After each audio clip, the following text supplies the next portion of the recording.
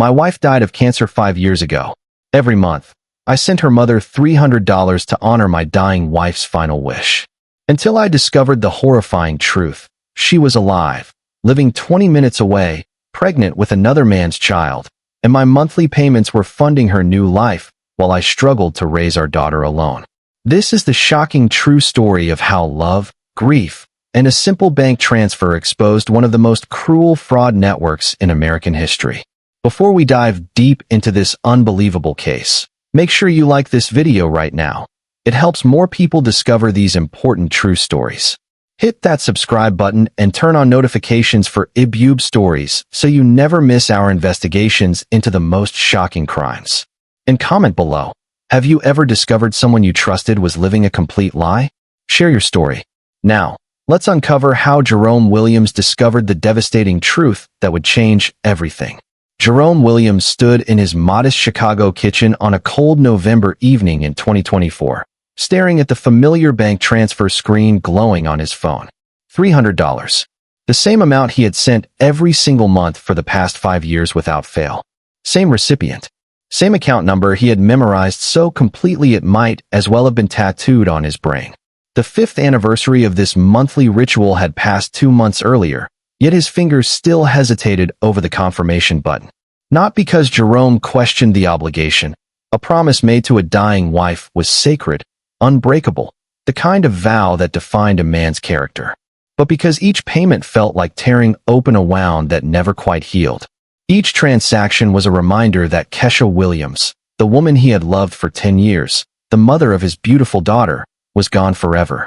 Taken by cancer at just 32 years old, leaving him to navigate single parenthood while honoring her final wish, take care of my mother. The notification sound jolted him back to the present moment.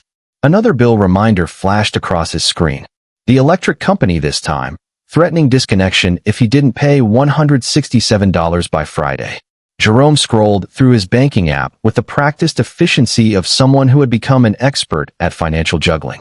His checking account balance hovered dangerously close to zero.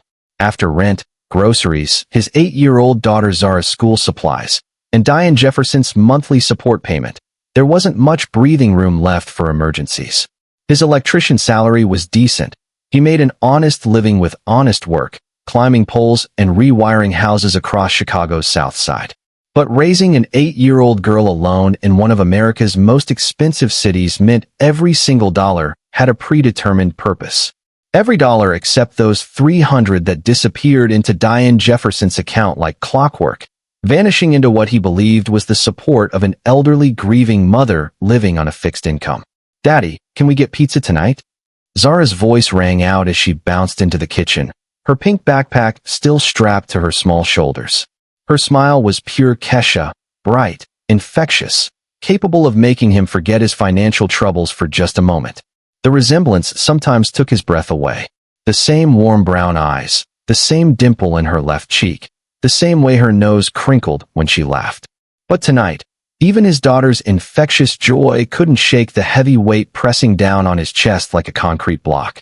Jerome crouched to her eye level, smoothing a gentle hand over her carefully braided hair. "How about we make grilled cheese instead, baby girl? I picked up that fancy sourdough bread you like from the bakery." Zara's face fell slightly, disappointment flickering across her features before she nodded with the kind of resilience only children possess. She had learned, far too young, not to ask for things they couldn't afford. That reality broke his heart more than any overdue bill ever could. His daughter was growing up understanding scarcity when she should have been living in the carefree abundance of childhood. The phone buzzed insistently in his palm. A text message from DIANE Jefferson. The first direct communication she had initiated in months. "Need to discuss payment method. Call me tonight." Jerome frowned, his electrician's instincts sensing something off in the wiring of this situation. In 5 long years, DIANE had never wanted to discuss anything. She accepted the money with cold, mechanical efficiency, never asking about Zara, never acknowledging the genuine financial sacrifice these payments represented for a single father struggling to make ends meet. The rare times they had spoken, her voice carried the same bitter, accusatory edge it had held since Kesha's diagnosis, as if Jerome were somehow personally responsible for her daughter's death. as if his grief didn't matter because he had gotten to keep living while Kesha hadn't. He pocketed the phone and helped Zara settle in at the kitchen table with her homework. Math problems and spelling words spread across the scratched wooden surface. But his mind kept circling back to that cryptic text message like a moth drawn to flame. Something felt different tonight. Wrong, maybe. Off-kilter in a way he couldn't quite articulate, but couldn't ignore.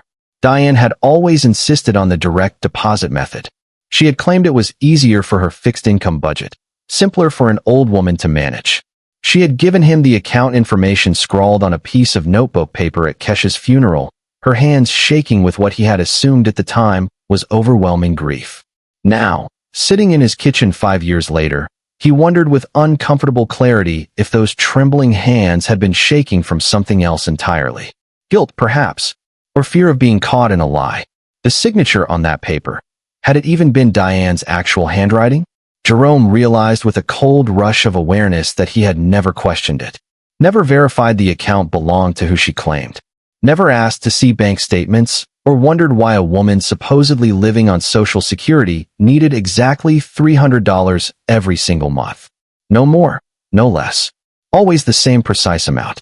As Zara settled into bed that night, her favorite stuffed elephant tucked under her arm, Jerome found himself standing in his bedroom closet, staring at the small cardboard box of Kesha's belongings. Diane had given him this box after the funeral, a collection of final mementos to remember his wife by. He had barely touched it since then, too emotionally raw to handle physical reminders of what he had lost. The grief had been too fresh, too all-consuming. But tonight, something compelled him to lift the lid with trembling hands. Inside, he found her wedding ring. Though it looked smaller than he remembered, lighter somehow. A few photographs of them together that Diane had supposedly found while cleaning out Kesha's childhood bedroom. Her medical identification bracelet from the hospital stay. And at the very bottom, a business card from Riverside Funeral Home with Diane's signature on the back. A note about picking up the cremation certificate. Jerome held the business card up to the light, studying the handwriting carefully. Then he compared it to the account information paper he had stored in his important documents folder. The handwriting looked completely different. Not just slightly different in the way someone's signature might vary day to day. Completely, utterly, fundamentally different. Two different people had written these documents. He set the box down carefully, his electrician's hands steady despite the tremor starting deep in his chest. For 5 years, he had honored what he believed was Kesha's final wish. For 5 years, he had sent money faithfully to support the woman who had raised the love of his life. For 5 years, he had struggled financially, delayed his own needs, sacrificed opportunities for Zara, all to keep a promise made to a dying woman in her final moments. But looking at those two completely different handwriting samples side by side under the harsh bathroom light, a cold realization crept through his bones like ice water through frozen pipes. What if everything he believed about duty and obligation and sacred promises was built on a foundation of lies? What if Diane Jefferson had been deceiving him from the very beginning? What if the account he had been faithfully funding for 60 consecutive months wasn't even Diane's account at all? The bank transfer confirmation screen still glowed on his nightstand, waiting for his approval. And for the first time since Kesha's death 5 years ago, Jerome Williams found himself wondering if he had been sending his hard-earned money to the wrong place entirely. Or worse, if the entire story he had been told about his wife's final wishes was nothing but an elaborate, calculated lie designed to exploit his grief for profit. The next morning arrived with unexpected developments that would begin unraveling the truth. Troy Henderson knocked on Jerome's front door at 7:30, 2 steaming cups of coffee in his weathered hands, and deep concern etched across his familiar face. Troy had been Jerome's closest friend since their high school days on Chicago's West Side, now working in customer service at First National Bank. His presence this early on a Saturday morning meant serious business. Jerome accepted the coffee gratefully, immediately noticing how Troy's usual easy smile was nowhere to be found. Dark circles shadowed his eyes like he hadn't slept well. They settled on the modest front porch, the same porch where Jerome and Kesha had shared countless summer evenings before cancer stole her away. They watched in comfortable silence as Zara climbed aboard the yellow school bus, her pink backpack bouncing as she waved goodbye. Only after the bus disappeared around the corner did Troy finally speak, his voice carrying the heavy weight of someone who had wrestled with a difficult decision all night long. "I need to tell you something about that account you've been sending money to." Troy's voice was low, urgent, troubled. "I pulled up the transaction history yesterday after you mentioned Diane Jefferson's name during our phone call. Jerome, that account shows activity patterns way beyond what you'd ever expect from an elderly woman living on a fixed Social Security income." He handed Jerome a folded piece of paper, his expression grim. "Large deposits, frequent transfers, activity patterns that don't match someone just paying basic bills and buying groceries. This is something else entirely." Jerome unfolded the paper with hands that had started to shake slightly. His electrician's eye for detail, trained over 20 years of reading circuit diagrams and identifying faulty connections, immediately caught the glaring inconsistencies. Deposits of $800, $1,200. Sometimes $2,000 appeared in the account on a weekly basis. His $300 monthly contribution looked absolutely insignificant by comparison. But what made his stomach clench with cold dread was the timing pattern. Every single deposit from his account was transferred out within 24 hours to another account he didn't recognize. The account number was different, the bank was different, the location was different. This wasn't money being used for living expenses like rent or utilities or medical bills. This was money being moved with deliberate intent, laundered through Diane's account like water flowing through pipes, redirected somewhere else entirely. "There's more," Troy said, his voice dropping even lower. "The address on file for the account holder doesn't match what you gave me for Diane Jefferson. According to bank records, the account holder's registered address is Riverside Apartments on Oak Street, apartment 214. Jerome's head snapped up. "That's not a senior living facility. That's not even close to where Diane said she was living." "I know," Troy confirmed grimly. "It's one of those short-term rental places. Month-to-month leases. The kind of building people use when they don't want to be easily found or tracked. And here's the thing that really bothered me. The account activity spikes significantly right around your monthly payment date. Like clockwork. Like someone is expecting your money and knows exactly what to do with it the minute it arrives." Jerome felt something cold and heavy settle deep in his chest cavity. 5 years of faithful payments, and he had never once verified where the money actually went. Never visited Diane at her supposed new address. Never questioned why a woman who had been financially independent and proud to the point of stubborn during Kesha's lifetime suddenly needed exactly $300 every month with mathematical precision. When Kesha had been alive and healthy, Diane had been fiercely independent. She had refused to let them pay for groceries when visiting, turned down offers to help with her mortgage, bristled at any suggestion she might need financial assistance. The woman who had practically thrown money back in their faces during Kesha's illness was now supposedly depending completely on his monthly support. The contradiction had never made logical sense, but grief had a way of making senseless things seem reasonable. Pain had clouded his judgment. "I tried calling the phone number you gave me for her last night," Jerome admitted quietly, pulling out his phone to show Troy. "It goes straight to voicemail every single time. Generic message. No name. Nothing personal." Troy examined the phone number, then pulled out his own device. After several minutes of searching through databases he had access to through his banking position, he looked up with grim news that made Jerome's blood run cold. "This phone number isn't registered to Diane Jefferson. According to public records, it's registered to a completely different name. And Jerome, there's no Diane Jefferson listed at that Oak Street address. The apartment's been rented by someone else entirely for the past 3 years." The words hung in the cold morning air between them like visible breath, filling the space with implications neither man wanted to fully acknowledge.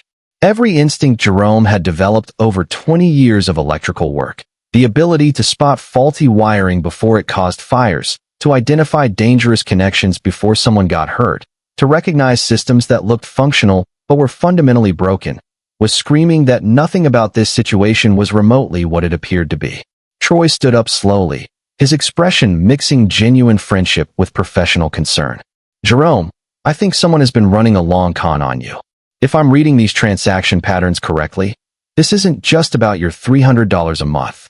This is something bigger." He handed Jerome a business card for a private investigator.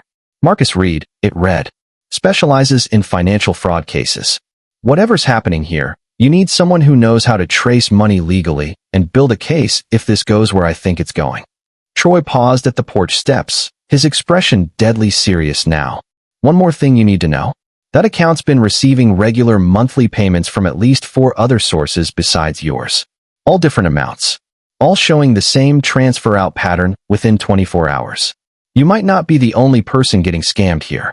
As Troy's car disappeared down the tree-lined street, Jerome sat alone on his porch with the transaction records spread across his lap like damning evidence in a trial.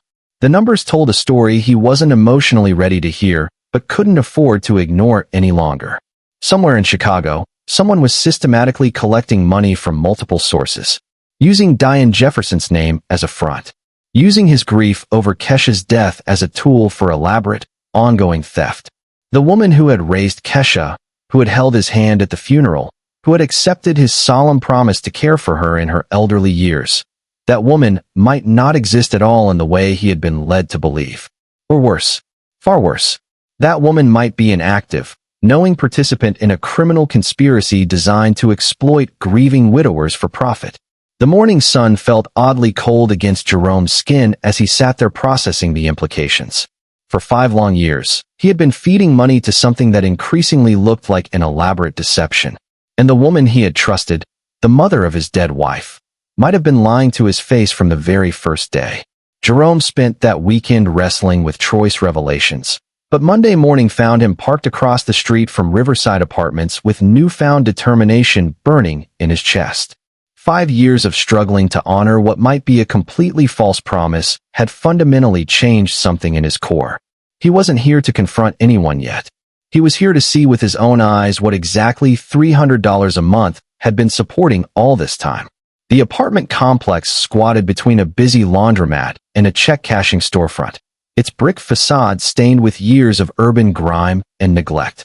Nothing about this building suggested senior living or anywhere DIANE Jefferson would choose to spend her golden years. The entrance was protected by a security door that buzzed residents in and out. Young professionals rushed past carrying laptops and coffee. Definitely not a retirement community. Jerome approached the building manager with the steady confidence his electrical work had taught him over 2 decades. The manager, a tired-looking man named Pete who appeared to be in his mid-50s, barely glanced up from his sports page when Jerome explained he was trying to locate his mother-in-law. Apartment 214? Yeah, that unit's been rented by the same person for 3 years now. Quiet tenant.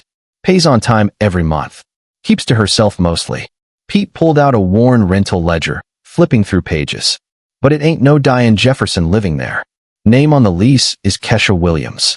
The words hit Jerome like touching a live electrical wire. Sudden, shocking, paralyzing. His hand gripped the edge of the counter as Pete continued, completely oblivious to the bombshell he had just delivered. Nice lady. Maybe mid-30s from what I've seen. Keeps strange hours sometimes, you know, comes and goes at odd times. But she's never caused any problems. Pays her rent like clockwork.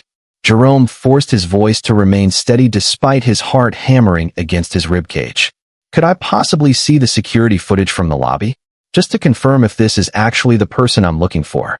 Family matter. Pete shrugged with the casual indifference of someone who had seen everything in his years managing cheap apartments. I can't let you take copies or nothing. Privacy rules. But if it helps you find your family, I don't see the harm in looking. He led Jerome to a cramped back office where a grainy security monitor displayed the lobby entrance. Pete scrolled backward through timestamps, showing a parade of residents coming and going through the building's front entrance. Then Jerome saw her. The woman walking through the lobby moved with a grace that was achingly, impossibly familiar. Her hair was shorter than he remembered, dyed darker. But the way she tilted her head while checking her phone was unmistakable, a gesture he had watched across 1,000 breakfast tables during their 10-year marriage. The woman paused at the mailboxes, and when she turned directly toward the camera, Jerome's entire world shifted on its axis. The face was older, thinner, more drawn than his memories. But those eyes, those warm brown eyes that he had looked into on their wedding day, those eyes that had gazed up at him from a hospital bed as cancer supposedly stole her life away, those eyes belonged to his wife. Those eyes belonged to KESHA Williams. That's her, Pete said casually, pointing at the frozen image on screen. KESHA Williams. Lives alone as far as I know. Gets visitors sometimes, but mostly keeps to herself. Jerome stared at the timestamp on the screen. 3 days ago. 72 hours after he had sent another $300 payment to support a dead woman's supposedly grieving elderly mother. The woman who had made him promise on what he believed was her deathbed to care for DIANE Jefferson was apparently alive, healthy, and using her own legal name to collect payments meant for someone else entirely. Pete scrolled through more security footage, showing KESHA entering and leaving the building multiple times over the past month. She looked healthy, vibrant, full of life. Nothing remotely like the cancer patient who had wasted away to skin and bones in their bedroom 5 years ago. In one clip, she carried expensive-looking grocery bags from Whole Foods. In another clip, she was dressed for what appeared to be a date, laughing into her phone while wearing a dress that probably cost more than Jerome's monthly rent. This wasn't someone hiding from terminal illness. This wasn't someone recovering from near death. This was someone living a completely different life with apparent comfort and ease while Jerome struggled to honor promises made to a person who had orchestrated her own fake death. The security footage revealed other details that made Jerome's chest physically tighten with each breath. A man appeared in several clips with KESHA, tall, well-dressed, his hand possessive and familiar on the small of her back. Jerome didn't recognize him at all, but their body language spoke of an established couple, comfortable in the easy intimacy that develops over time. They moved together like people who had been together for years, not months. In the most recent footage, KESHA's profile showed something that made Jerome's hands shake uncontrollably as he gripped the edge of Pete's desk. The unmistakable curve of early pregnancy. Maybe 4 or 5 months along based on what he remembered from KESHA's pregnancy with ZARA. She was building an entirely new family somewhere across town, creating new life with another man, while Jerome sent monthly payments to support the complete fiction of her death, while he raised their daughter alone, telling ZARA stories about her brave mother who had fought cancer with dignity and grace. Jerome thanked Pete with words that sounded distant and hollow to his own ears. He walked to his truck on legs that felt disconnected from his body. The drive home passed in a complete blur of traffic lights and street signs that barely registered in his consciousness. KESHA Williams was alive.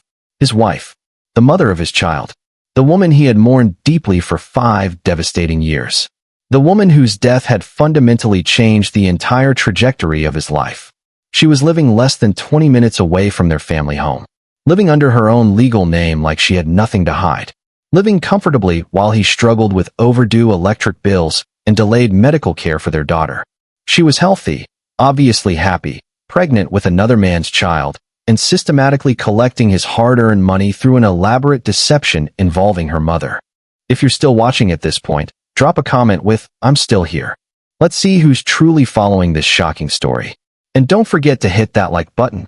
This investigation is about to go even deeper into the criminal conspiracy that destroyed multiple families. That evening, after ZARA was safely asleep with her stuffed elephant, Jerome sat at his kitchen table with Marcus Reed's business card. The private investigator answered on the second ring, his voice professional and alert despite the late hour. "I need to hire you," Jerome said without any preamble, his voice steady for the first time in days. "My wife faked her death 5 years ago, and I've been sending money every month to support her lie ever since. I just saw security footage proving she's alive." Marcus Reed listened in focused silence as Jerome explained everything. The security footage showing KESHA alive and well. The apartment lease in her real name. The monthly payments that had kept him financially struggling while she apparently built a comfortable new life. The pregnancy. The other man. The systematic deception that had stolen 5 years of his life. "This is actually more common than most people realize," Marcus finally said, his tone carrying the weight of professional experience with similar cases. Life insurance fraud. Staged deaths. Elaborate disappearing acts. We see this pattern repeatedly. The difficult part is always getting evidence that will actually hold up in court. If everything you're telling me is accurate, we're potentially looking at multiple serious felonies here. Wire fraud, insurance fraud, identity theft at minimum, possibly conspiracy charges if other people were involved in orchestrating this. His tone grew more serious, more direct. "The question I need you to answer honestly before we proceed. Do you want to expose this situation purely for personal closure and understanding? Or are you genuinely looking to press criminal charges and see prosecution? Jerome stared out his kitchen window at the quiet neighborhood where he had raised Zara alone for 5 years. The neighborhood where he had struggled with bills and sacrificed his own needs while faithfully honoring what he believed were sacred obligations to a dead woman's final wishes. The answer came easier than he had expected. He wanted the complete, unvarnished truth, whatever that truth revealed. And he wanted the people who had systematically stolen 5 years of his life to face real legal consequences for their calculated cruelty. The woman captured on that security footage wasn't the wife he had mourned with genuine grief. She was a complete stranger who had deliberately weaponized his love and his grief for personal profit and convenience. That stranger was about to discover that Jerome Williams was absolutely done being anyone's fool. Marcus Reed arrived at Jerome's house Wednesday evening carrying a manila folder thick enough to stop a bullet. The private investigator spread documents across Jerome's scarred kitchen table with methodical, professional precision.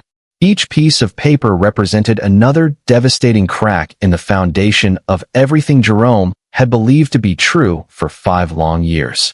The first document hit the hardest, landing like a physical blow to Jerome's chest.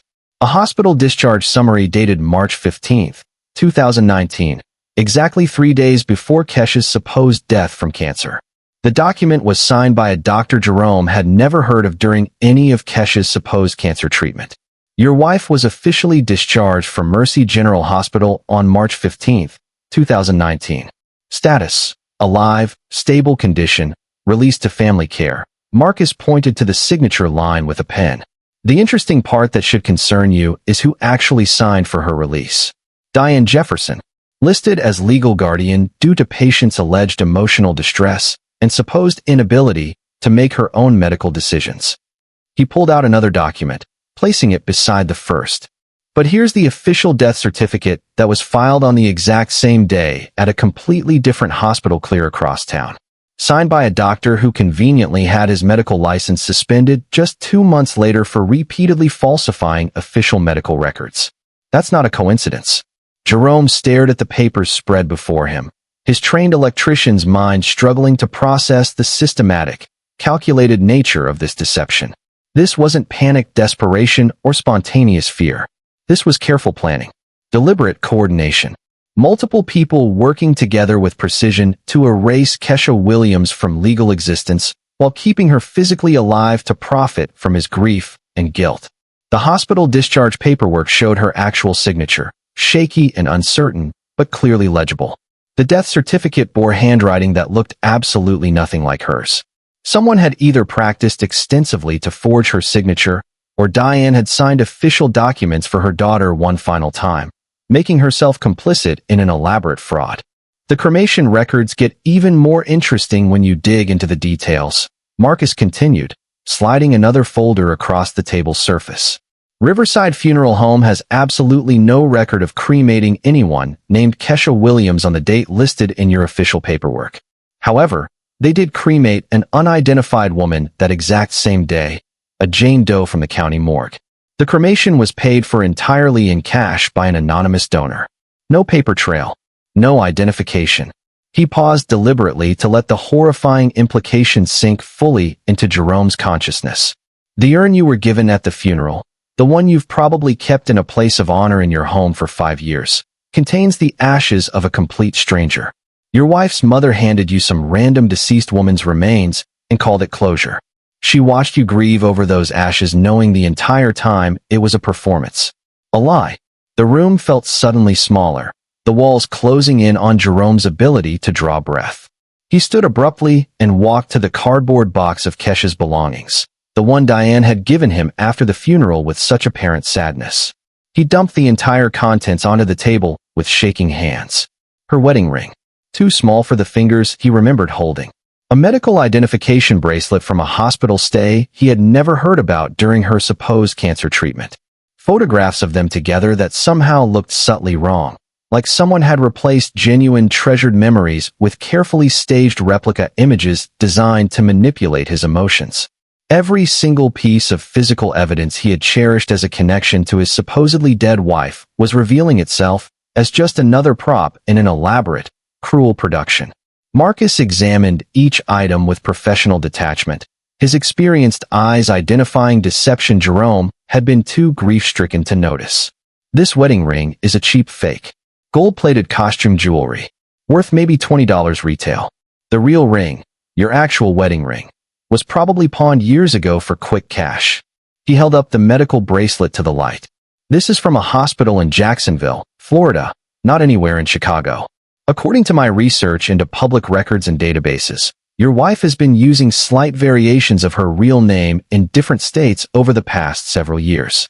She's probably been testing out different identities, seeing what works, what draws attention, what allows her to move freely. The photographs came next.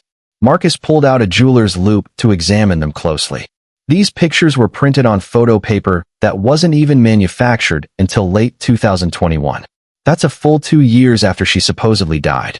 Someone went back and printed these recently, probably to reinforce the narrative, to keep you emotionally invested in the lie.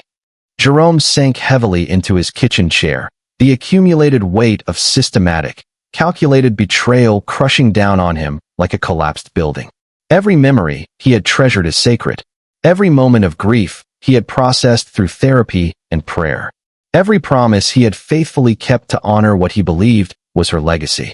All of it had been deliberately, carefully manipulated by someone who had studied him closely enough to orchestrate his precise emotional responses from beyond what he believed was the grave. The woman he had married, lived with for 10 years, created a beautiful child with, had apparently studied his character and personality well enough to predict exactly how he would react to her fake death. She had known he would honor his promises, known he would sacrifice financially to support her mother, known his sense of duty would keep him trapped in grief while she built an entirely new life somewhere else. "There's more," Marcus said quietly, pulling out a final document. "This is the life insurance payout statement. $50,000 paid directly to Diane Jefferson as the listed beneficiary exactly 4 months after the staged death. Kesha changed the beneficiary designation from you to her mother just 3 days before the fake death occurred. The paperwork she filed cited serious marital difficulties as the reason for the change." Jerome felt like he had been struck by lightning. Marital difficulties? Their marriage had been solid, loving, secure. They had been planning Zara's 9th birthday party, discussing a possible vacation to Disney World, talking about maybe trying for a second child once Kesha's supposed cancer treatment was complete. He had never suspected any problems whatsoever. Apparently, Kesha had been meticulously planning her elaborate escape while he had been innocently planning their anniversary celebration. The life insurance revelation explained so much, and yet nothing at all. $50,000 was more than enough money to start over completely in a new city. Enough to relocate, establish a new identity, fund living expenses while maintaining the old identity for additional monthly income. But it didn't begin to explain why someone who had claimed to love him deeply would choose this path of psychological torture over simple, honest conversation about unhappiness. It didn't explain why Diane would actively collaborate in destroying the man who had tried so hard to care for her daughter and granddaughter. Money was the obvious surface motive, but the sustained cruelty felt intensely personal, deliberately targeted, specifically designed to inflict maximum emotional damage over the longest possible time period. Marcus closed the folder with the finality of a coffin lid slamming shut. "Tomorrow, I'm formally recommending we contact the FBI's white-collar crime division immediately. This clearly crosses state lines based on the Florida connection. It involves federal wire fraud through the banking system, and it represents what appears to be an ongoing criminal enterprise, not just a one-time fraud. This is serious organized crime." His voice carried the professional weight of someone with extensive experience handling similar complex cases. "But I need to ask you something critical before we proceed, and I need you to think carefully about your answer. Are you genuinely prepared for what comes next? Once we expose this fraud to federal authorities, there is absolutely no going back to the comfortable lie you've been living. Your daughter Zara is going to learn that her mother is actually alive and deliberately chose to abandon her. Your entire community is going to know you've been unwittingly supporting an elaborate fraud for years. The people at your work, your church, your neighborhood, everyone will know. And Kesha is going to face serious federal criminal charges that could realistically put her away in prison for decades. Her life as she knows it will be completely over. Jerome looked slowly around his modest kitchen. At the home he had somehow maintained alone through sheer determination. At the photographs of Zara he had carefully hung on every wall to fill the crushing emptiness left by manufactured grief. For 5 long years, he had lived inside a carefully constructed prison built from obligation and loss and false duty, faithfully sending money to support an elaborate lie while struggling daily to raise his daughter with dignity and hope despite poverty. The woman who had created this psychological prison was currently living just 20 minutes away, pregnant with another man's child, building an entirely new family funded directly by his financial sacrifice and emotional suffering. The choice Marcus was offering wasn't really a choice at all when examined honestly. It was an opportunity to finally reclaim reality, whatever the ultimate cost. "Schedule the FBI meeting," Jerome said, his voice steady and clear for the first time in 5 years. "I want them to know that Jerome Williams isn't anybody's fool anymore. Not for one more single day." The decision felt like finally switching on electrical power after working in complete darkness for years, illuminating corners of his life that had been deliberately shadowed by manufactured grief and manipulated guilt. Tomorrow would bring federal agents, serious criminal charges, and the systematic dismantling of an elaborate fraud network. But tonight, Jerome Williams was finally, genuinely ready to stop mourning a woman who had never actually bothered to die. Jerome made his decision Thursday morning, his finger hovering over the send button for the monthly bank transfer like a bomb technician carefully defusing an explosive device. $300 remained safely in his checking account for the first time in 60 consecutive months. Instead of the familiar confirmation message, his phone screen displayed a simple notification: "Transfer canceled by user." The words felt like the first truly honest thing he had done in 5 years. Now came the waiting. Jerome had learned professional patience from 20 years of electrical work, where rushing meant potentially getting burned or electrocuted. Careful, methodical work saved lives. The response came at 11:30 in the morning with an incoming call from Diane's number. The first time she had actually initiated direct contact in months. Jerome let it ring exactly 4 times, giving Marcus Reed's recording equipment sufficient time to capture every single word. "Hello, Diane." His voice carried none of the automatic deference that had marked all their previous conversations over 5 years. The woman on the other end sounded completely different than he had ever heard her. Sharper, more urgent, stripped entirely of the grieving elderly mother act she had so carefully maintained for years. "Jerome, there's been some kind of mistake with the bank transfer. I've been checking my account all morning, and the money didn't come through like it should have." Diane's words tumbled over each other with barely controlled panic bleeding through. "I need you to call your bank immediately and fix whatever went wrong with the system. You know I depend completely on that money for my medications, my rent, absolutely everything I need to survive." The desperation was genuine and real. But Jerome recognized it now for what it actually was. The rising panic of someone whose carefully constructed criminal scheme was beginning to collapse around them. "I'm having some serious cash flow problems this month," Jerome replied calmly, following the exact script he and Marcus had carefully rehearsed. Zara needed emergency dental work that wasn't covered by insurance, and the electric bill was significantly higher than expected. "I'll try my best to send you something next week. Maybe half the usual amount if I can manage it." The silence stretched long enough for Jerome to clearly hear traffic noise in the background. Street sounds and car horns that definitely didn't match the quiet residential neighborhood where Diane supposedly lived. "You absolutely cannot just stop sending money without any warning whatsoever." Diane's voice had completely transformed from weak elderly woman to something much harder, more calculating, almost threatening. "Kesha made you promise to take care of me. And that promise means every single month, the full amount, no excuses. If you're having money problems, then get a second job. Take out a personal loan. Borrow from friends. I don't care what you have to do, but that money needs to be in my account by tomorrow morning, or there are going to be serious consequences. Do you understand me?" "What kind of consequences?" Jerome asked, genuinely curious about how far she would actually take this charade. Diane's breathing grew noticeably heavier, and he could hear her scrambling mentally to regain control of a conversation that had spiraled completely beyond her management. When she spoke again, her voice carried the desperate edge of someone saying things they would later deeply regret. "Kesha told me things about you before she died. Private things. Things about how you really treated her. How you made her feel trapped in that marriage." Diane's voice dropped to a malicious whisper clearly designed to intimidate. "If you don't keep sending that money every month like you promised, I might have to start sharing those stories with people. With your supervisors at work. With Zara's school administrators.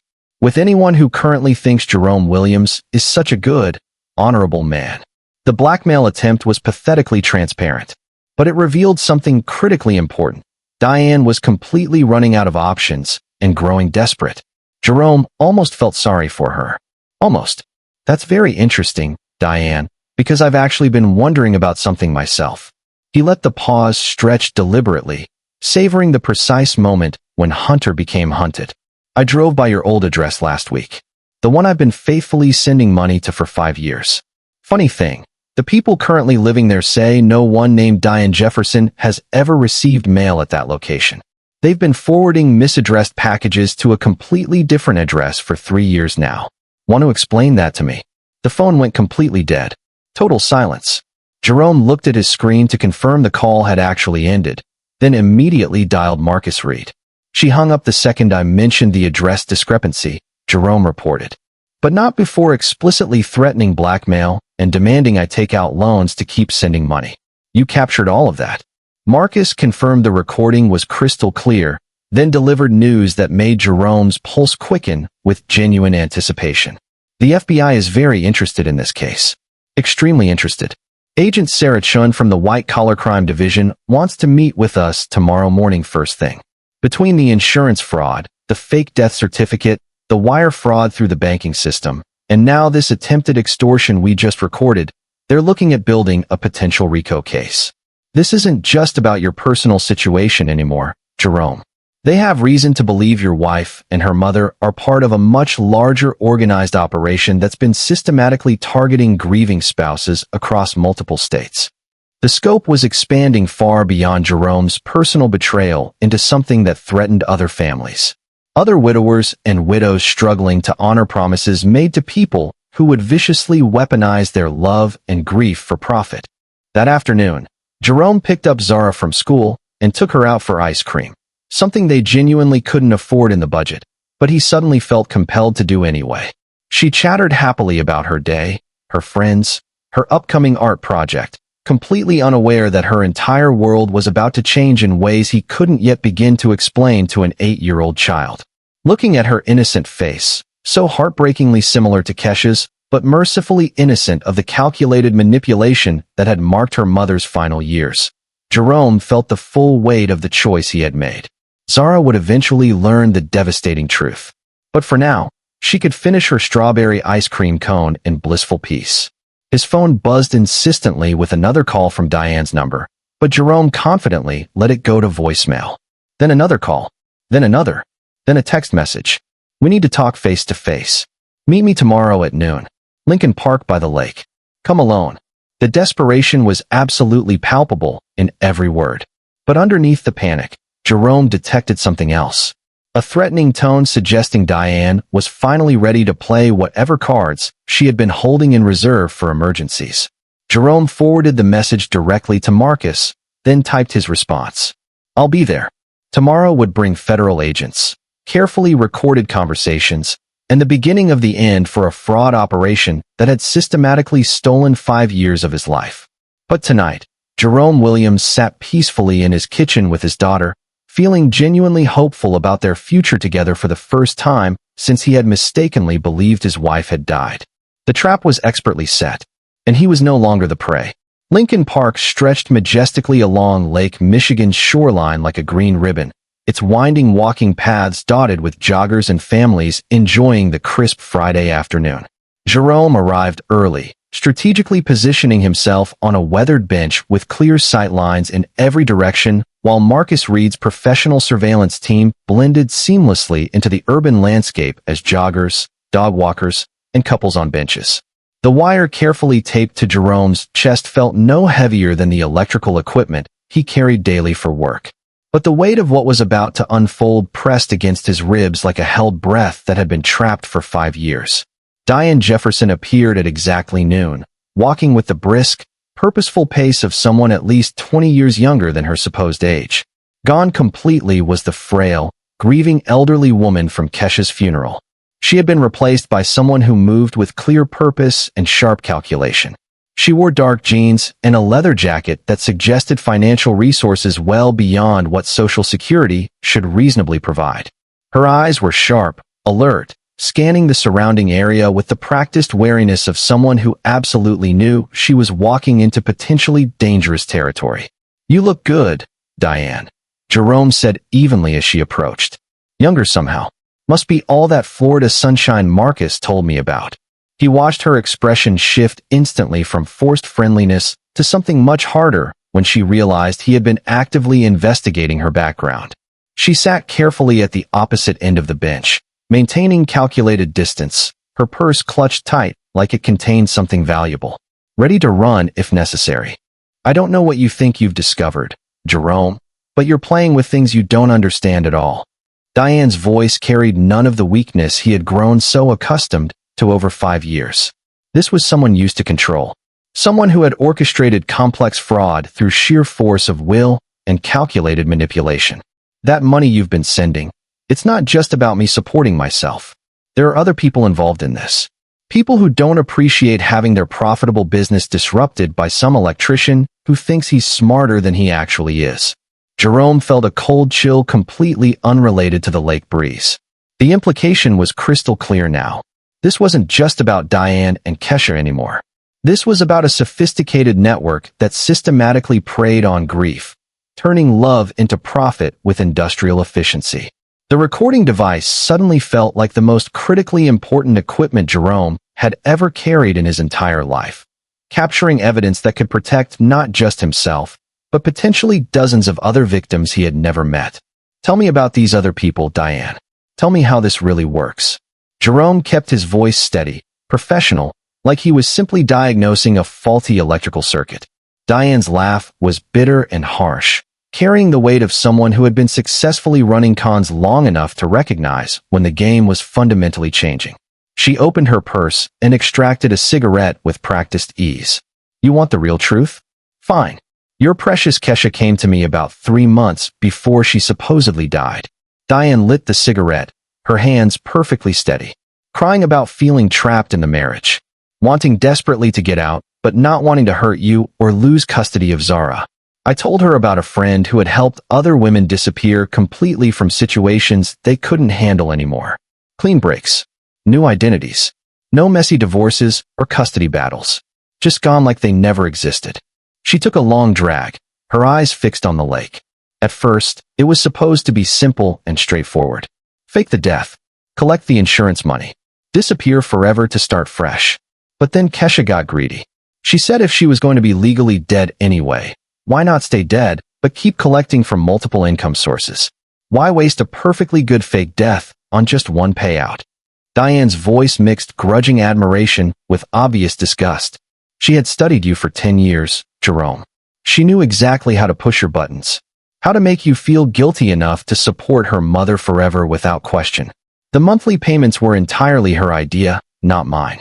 She said you would never stop sending money as long as you believed it was what she truly would have wanted, that your sense of duty would keep you trapped forever." Jerome's hands clenched into tight fists, but his voice remained completely level and controlled. "And the other victims? How many families are you destroying with this scheme?" Diane took another long drag, her eyes fixed on the horizon as if she could visualize escape routes in the waves.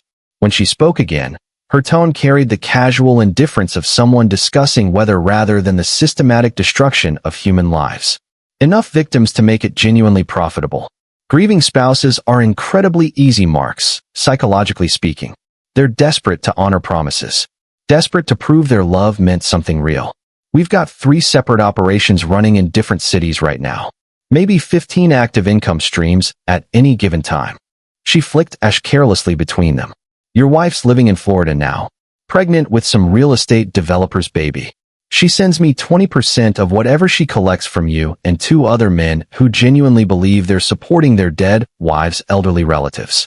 It's actually a beautiful system when you think about it. Really clean, sustainable, virtually impossible to trace if you're careful.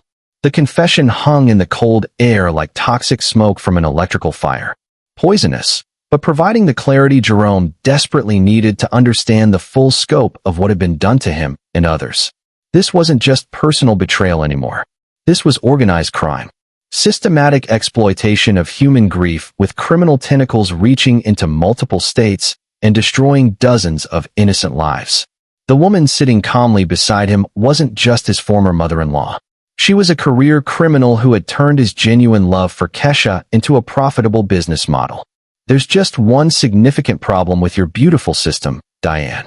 Jerome stood slowly, his electrician's instincts recognizing when dangerous power needed to be immediately cut off to prevent further damage. It's built on a foundation that absolutely cannot support the weight of what you're trying to carry. He gestured subtly toward the surveillance team positioned strategically throughout the park. And sometimes when you deliberately overload an electrical circuit, the entire system burns down catastrophically. Diane's eyes widened in genuine shock as she spotted federal agents emerging simultaneously from concealed positions throughout the park, their badges glinting in the afternoon sunlight like warning lights on an overloaded control panel. She dropped her cigarette and reached desperately for her purse, but Jerome's hand closed firmly over her wrist with the practiced grip of someone who had spent decades working safely with live electrical current.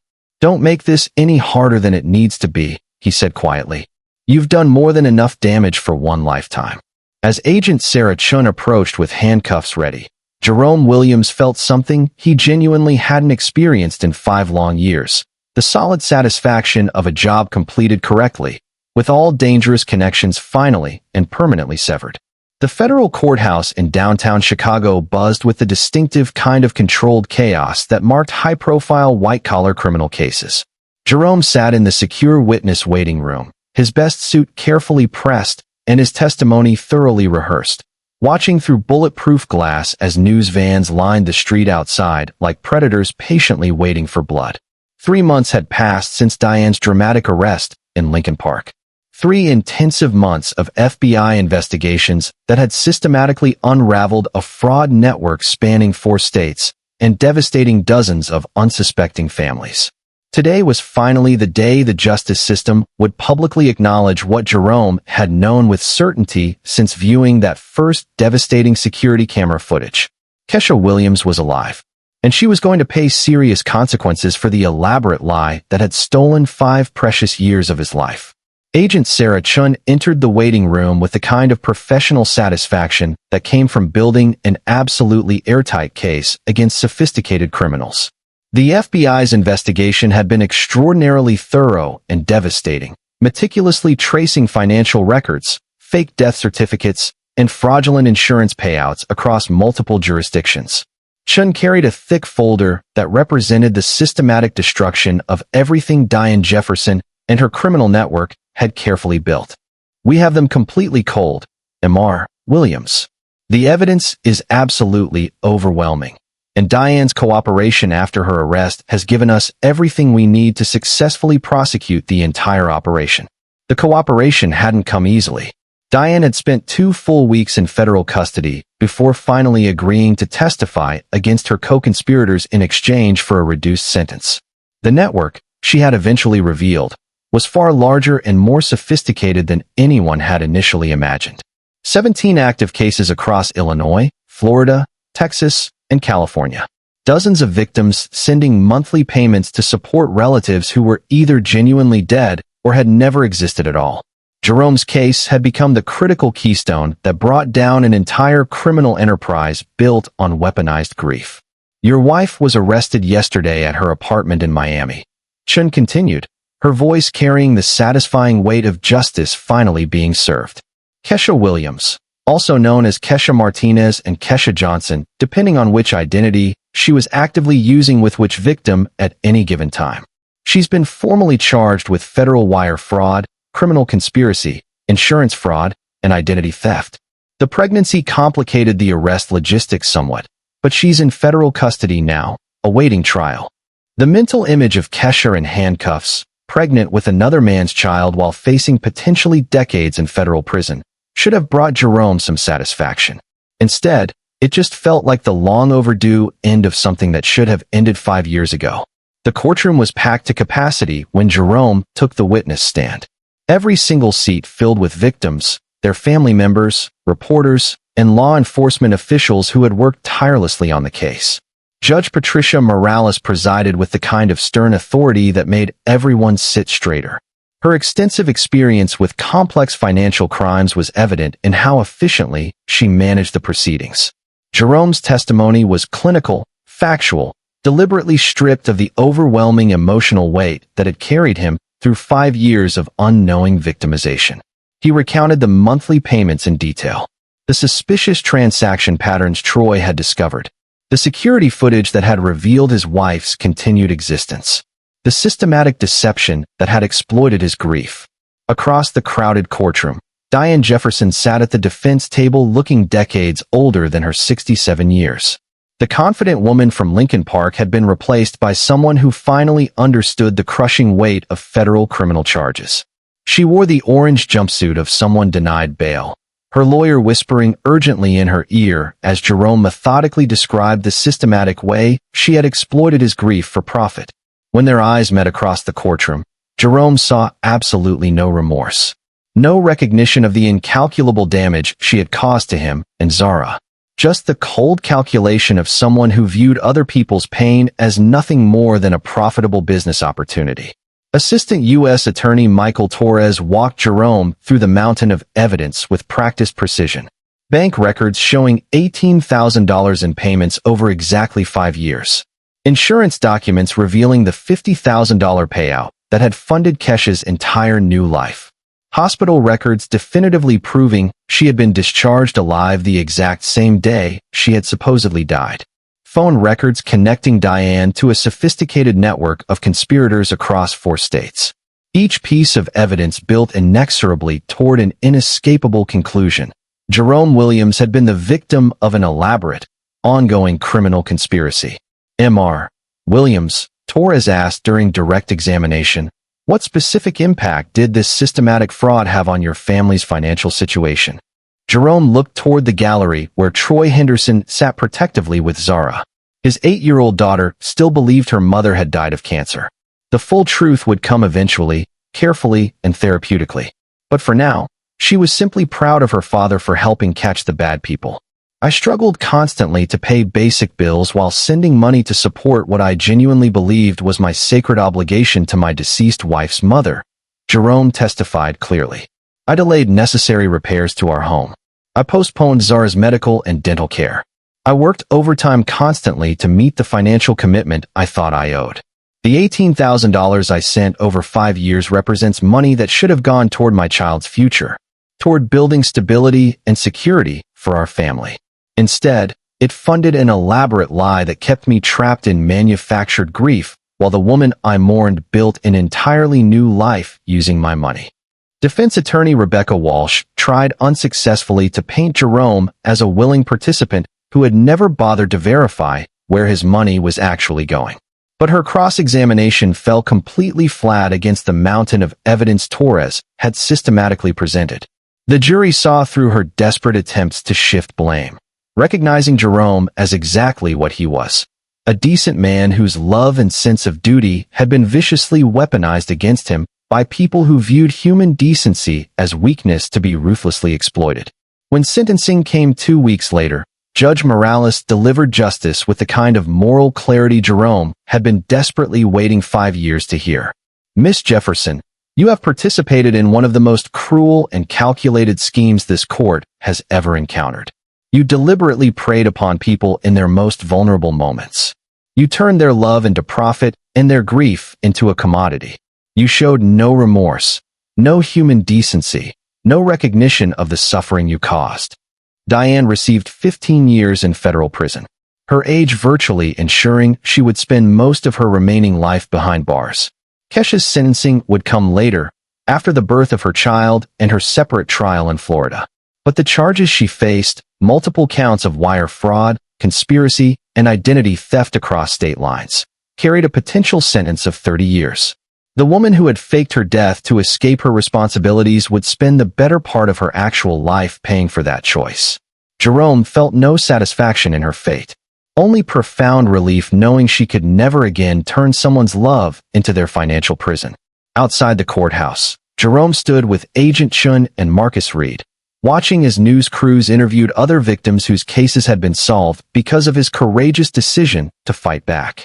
Families from Texas, Florida, and California had flown to Chicago specifically to witness the end of a network that had stolen hundreds of thousands of dollars from people who had trusted in the basic human obligation to care for the grieving. Jerome Williams had started this journey simply trying to honor what he thought was his wife's final wish. He was ending it having helped protect dozens of other families from the same systematic cruelty. 6 months after the trial, Jerome Williams stood in his completely renovated kitchen, watching ZARA carefully arrange fresh flowers in the new vase they had bought together at the farmer's market. The $18,000 recovered through federal asset forfeiture had transformed their modest home into something that felt like genuine possibility rather than mere survival. New appliances hummed efficiently. The electrical system he had personally rewired no longer sparked dangerously. And ZARA's college fund finally had a balance that suggested dreams might actually be achievable. The crushing weight of manufactured obligation had lifted completely, replaced by authentic responsibility to the daughter who looked at him with uncomplicated love. The hardest conversation had come 3 months earlier when ZARA's innocent questions about the bad people on the news evolved into harder truths about her mother's choices. Jerome had carefully prepared for anger, confusion, emotional devastation, requiring years of therapy. Instead, his remarkably resilient 8-year-old had listened with wisdom that amazed him, then asked simply if this meant they could finally get the dog they had always talked about but never afforded. Children possessed wisdom about moving forward that adults often lost in the complexity of looking backward. Sunday dinner had become a cherished tradition with Troy Henderson and his girlfriend Maria, chosen family that mattered infinitely more than blood relations. They had learned together that happiness was something you built deliberately rather than something that happened accidentally. Jerome's promotion to electrical supervisor came with a 20% salary increase and genuine respect from colleagues who had watched him handle catastrophe with quiet dignity. The man who had once struggled with monthly bills while supporting an elaborate line now managed department budgets with the confidence of someone who had learned the critical difference between duty and manipulation. It's funny how much easier everything becomes when you're not carrying around someone else's deception, Jerome told Troy over Sunday pot roast. Work, finances, parenting. Everything became clearer, more manageable, genuinely my own. The follow-up news stories about the fraud network had featured interviews with other victims whose lives had been rebuilt after successful prosecution. 12 families recovered significant damages. 3 women discovered their supposedly dead husbands were alive under assumed names. The network's total theft exceeded $400,000, all extracted from people whose only crime was loving someone enough to honor their memory. Kesha's sentencing had been delayed by her son's birth, but the federal charges remained completely unchanged. 22 years after cooperation against other network members, she would be past 50 when released. The child would grow up knowing his mother as a convicted felon rather than the grieving widow she had pretended to be. Jerome felt no satisfaction in her fate, only quiet relief knowing she could never again turn someone's love into their financial and emotional prison. "Daddy, can we watch a movie?" ZARA bounded onto the porch with the boundless energy of a child who had spent the day playing rather than worrying about adult complications. Her latest obsession was animated films about characters overcoming impossible obstacles through cleverness and determination, themes that resonated deeply with Jerome's journey from victim to survivor to protector of others. As they settled into the living room, ZARA curled naturally against Jerome's side with the unconscious trust of a child who had never doubted her father's love. Even when that love had been exploited and weaponized, the foundation had remained solid. The movie played, but Jerome's attention drifted to the framed photographs on the mantel. New pictures of them at the zoo, at Navy Pier, at ZARA Science Fair, where she had won second place with a project about electrical circuits. The old photographs were gone. those carefully staged memories designed to manipulate rather than commemorate. In their place were authentic moments that felt solid in ways the previous collection never had. These were genuine images of a life rebuilt on truth rather than constructed on lies. When the credits rolled, Zara had fallen asleep against his shoulder. Jerome carried her gently to bed, tucking her under covers in the room they had redecorated together. Walls painted her favorite purple.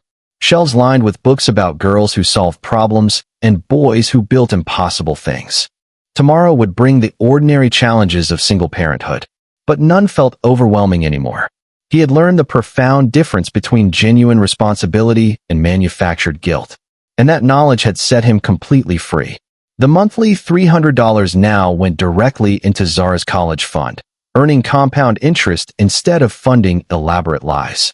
Jerome Williams had spent 5 years mourning a woman who had never died, supporting obligations that had never been real, carrying guilt that had never been his to bear.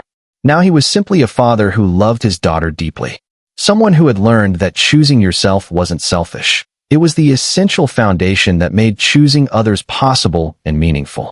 This is the end of Jerome Williams' shocking true story. If this documentary opened your eyes to how grief can be weaponized by criminals, please like this video right now. Subscribe to Ebube Stories and turn on all notifications so you never miss our investigations into the most shocking true crime cases. And comment below, what would you have done in Jerome's situation? Would you have pressed charges or walked away? Your engagement helps these important stories reach more people who need to hear them. Thank you for watching, and remember, always verify before you trust, even with family.